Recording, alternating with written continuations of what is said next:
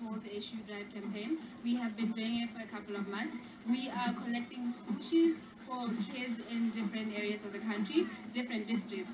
So then we have to take it upon ourselves to see that we can get the community involved in donating shoes to the schools. So what we have so far is research and data of how many kids need shoes where, and then we decide what are the priority areas. So right now, Khanti, Boteti, and Gami are priority areas.